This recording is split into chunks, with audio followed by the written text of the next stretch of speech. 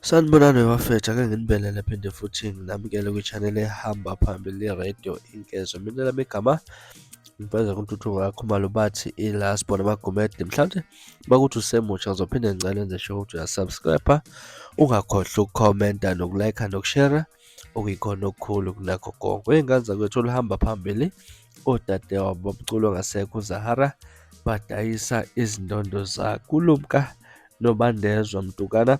Kube ukuthi-ke banqoma ukudayisa izindondo zikadadewabo ongasekho. Ngemuva kokuthi-ke unomculo alahlekelwe yindlu yakhe yase-Roodeport, uZahara washonela esibhedlela saseGoli ngomhla zingu-11 kuZibandlela ku-2023 ngemuva kokuhlala cishe amasonto amathathu egunjini labagula kakhulu phecelezi ICU. Ubekwe endlini yakhe eyokugcina zingu-23 kuZibandlela East London.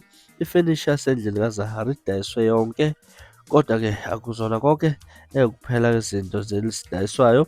Udadewabo lo mculi njengoba-ke nenkomela yakhe isiyadayisa. Ngokusho komthombo, lezi zindondo okubhalwe kuzo igama likaZahara likalutholi abathengi kuze kube yimanje. Akekho osekhombisa intshisekelo yokuthenga lezi zindondo kuze kube yimanje, kuchaza umthombo. Lona wazuza impumelelo kakhulu kumculi wakhe, wahlomula ngezindondo ezingaphezulu kwa-40 emsebenzini wakhe weminyaka eyi-11. Isinqumo sokudayisa impahla kaZahara size emuva kokuthi-ke umuzi wakhe ose-Roodeport ukhishwe endaleni ngonyaka odlule. Nokho umnikazi omusha wayenikela lo mculi isikhathi sokuthenga futhi ngesha waphasa ngaphambi kokwenza lokho. Ngo-Ephreli ngonyaka, umndeni walo mculi uveze ukuthi bazoba nekhonsathi yenzuzo ukuze bathole imali yokuthenga umuzi. Nokho kamuva ikhonsathi yahlehliswa unomphelo. Ngazakwethu izona ezihamba phambili la kuthinta khona u-Double Tint uZahara ukuthi engathi impela nezindondo zakhe ziyadayiswa. Mhlawumbe lithini olwakho uvo,